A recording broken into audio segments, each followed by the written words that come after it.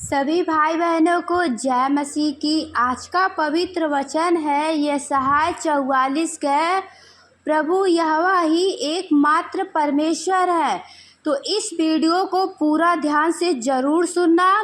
इसी में आज हम बताएंगे आप सभी को मूर्ति पूजा की व्यवस्था के बारे में, और इसमें ऐसे ऐसे कई वचन बताएंगे जो कि बहुत इम्पोर्टेंट वचन है। तो आखिरी तक ज़रूर देखना। तो आइए हमारे साथ इस परमेश्वर के पवित्र वचन को पढ़िए। प्रभु जितने भाई बहन वचन को सुन रहे हैं, विश्वास कर रहे हैं, सभी को आशीष दीजिए और बहुतायत से आशीष दीजिए। तो वचन पे विश्वास हो तो कमेंट में आमीन जरूर लिखना। परमेश्वर का पवित्र वचन कहता है, परंतु अब हे मेरे दास याकूब, हे मेरे चुने हुए इज़राइल, सुन ले, तेरा कर्ता यहोवा जो तुझे गर्भ ही से बनाता आया और तेरी सहायता करेगा। हालेलुया। यूँ कहता है, हे मेरे दास याकूब, हे मेरे चुने हुए, जैसे मत डर, क्योंकि मैं प्यासी भूमि पर जल और सूखी भूमि पर धाराएं बहाऊंगा। मैं तेरे वंश पर अपनी हालेलुया आत्मा और तेरी संतान पर अपनी आशीष उड़ेलूँगा। वे उन मजनुओं के समान बढ़ेंगे जो धाराओं के पास घास के बीच में होते हैं। कोई कहेगा मैं यहोवा का हूँ, कोई अपना नाम याकूब रखेगा, कोई अपने हाथ पर लिखेगा मैं यहोवा का हूँ, और अपना कुलनाम इजरायली बताएगा। हालेलुया। यहोवा जो इजराइल का राजा है, अर्थात सेनाओं का यहोवा जो उसका छुड़ाने वाला है, वह यूँ कहता है, मैं सबसे पहला हूँ और मैं ही अंत तक रहूँगा। मुझे छोड़ कोई परमेश्वर है ही नहीं। जब मैंने प्राचीन काल में मनुष्य की ठहराया, तब से कौन हुआ जो मेरे समान उसको प्रचार करे या बताए या मेरे लिए रचे, अथवा होने वाली बातें पहले ही से प्रकट करे।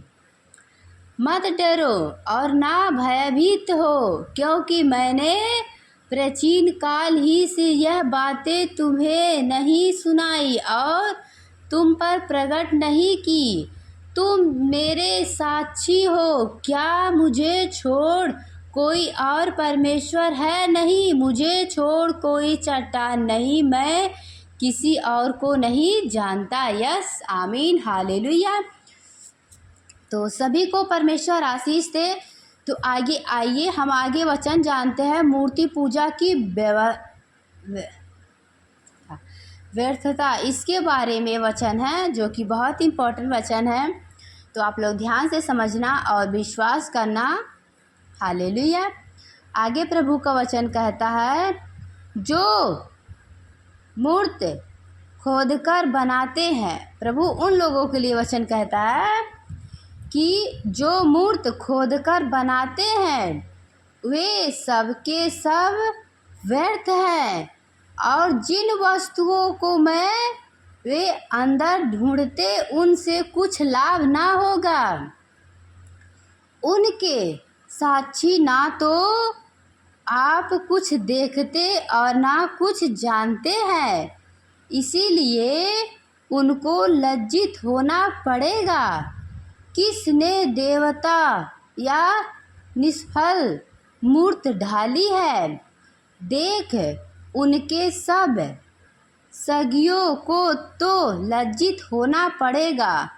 कारीगर तो मनुष्य ही है। वे सब के सब इकट्ठा होकर खड़े हो, वे डर जाएंगे, वे सब के सब लज्जित होंगे। लोहार एक बासूला अंगारों में बनाता और हथौड़ों से गढ़कर तैयार करता है। अपने भुजाबल से वह उसको बनाता है। फिर वह भूखा हो जाता है और उसका बल घटता है। वह पानी नहीं पीता और थक जाता है। बड़ाई सूत लगाकर डाकी से रेखा करता है और रंधनी से काम करता और प्रकार से रेखा खींचता है और उसका आकार और मनुष्य की सी सुंदरता बनाता है ताकि लोग उसे घर में रखे। वे देवदार को काटता या वन से वृक्षों में से जाति जात के बज पक्षी चुनकर देख भाल भला करता है। वह देवदार का एक वृक्ष लगाता है जो वर्ष का जल पाकर बढ़ता है। तब वह मनुष्य के ईंधन के काम में आता है। वह उसमें से कुछ सुलगाकर तापते हैं और उसको जलाकर रोटी बनाता है। उसी से वह देवता भी बनाकर उसको दंडवत करता है। वह मूर्त खोदवाकर उसके सामने प्रणाम करते हैं।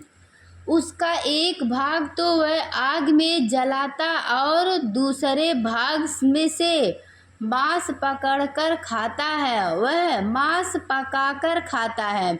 देखिए कितना इम्पोर्टेंट वचन है। वचन यहाँ से देखिए कहता है कि वह देवदार के काटता या वह के वृक्ष में से जात जात के वृक्ष चुनकर देखभाल करता और देवदार का एक वृक्ष लगाता है। जैसे एक पेड़ लगाता है, वचन कहता है कि वे एक पेड़ लगाता है जो वर्ष का जल पाकर बढ़ता है, जो वर्षा का जल पाकर वे बढ़ता रहता है। तब वह मनुष्य यानी कि जो मनुष्य होते हैं तब उस वृक्ष के ईंधन के काम में आता है।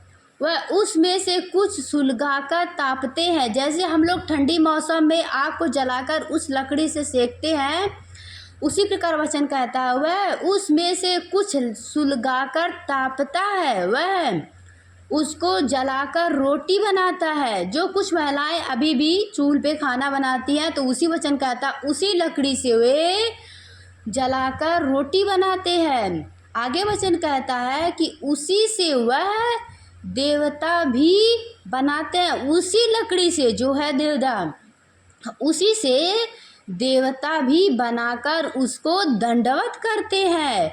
वह मूर्त खोदकर उसके सामने प्रणाम करते हैं। तब फिर वो मूर्ति बनाते हैं और उसे दंडवत करते हैं और उसे प्रणाम करते हैं। उसका एक भाग तो वह आग में जलाता और दूसरे भाग से मांस पकाकर खाता है। देखिए वचन कहता है, जैसे यहाँ वचन लिखा गया है कि वे लोग तापते हैं और रोटी पकाते हैं, तो इससे वचन कहता है कि वे एक भाग को आग में जलाते हैं और दूसरे भाग से मांस पकाकर खाते हैं। वह मांस भूनकर तृप्त होता फिर तापकर कहता है, आह मैं गर्व हो गया, मैंने आग देखी है। और उसके बचे हुए भाग को लेकर वह एक देवता अर्थात एक मूर्त खोदकर बनाते हैं। तब वह उसके सामने प्रणाम और दंडवत करते और उससे प्रार्थना करते कहते हैं, मुझे बचा ले क्योंकि तू मेरा देवता है। फिर उसी मूर्ति को जो मनुष्य ने लकड़ियों से बनाए रहते हैं, वचन कहता फिर उसी से कहते हैं, मुझे बचा ले क्योंकि तू मेरा देवता है।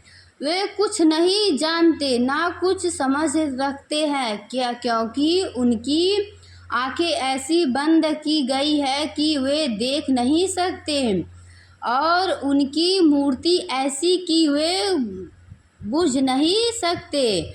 कोई इस पर ध्यान नहीं करता और ना किसी को इतना ज्ञान या समझ रहती है कि कह सके उसका एक भाग तो मैंने जला दिया और उसके कोयलों पर रोटी बनाई और मांस भूनकर खाया है। फिर क्या मैं उसके बचे हुए भाग को घिनौनी वस्तु बनाऊं? क्या मैं काठ को प्रणाम करूं? क्या मैं काठ को प्रणाम करूं? वह राख खाता है, भरमाई हुई बुद्धि के कारण वह भटकाया गया है और वह ना अपने को बचा सकता और ना यह कह सकता क्या मेरे दाहिने हाथ में मृत नहीं। यस आमीन, हालेलुया। तो मैं उम्मीद करती हूँ कि आप लोग मूर्ति की व्यर्थता के बारे में हर एक वचन समझ गए होंगे। प्रभु जितने भाई बहन वचन को सुने हैं, समझे हैं, प्रभु सबको आशीष दे।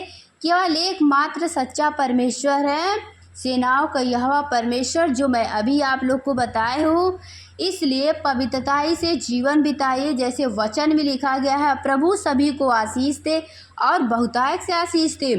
इस वीडियो को ज़्यादा से ज़्यादा लोगों तक शेयर करना ताकि और भी लोग परमेश्वर के पवित्र वचन को जानें। हालेलुया, जय मसीह की। God bless you.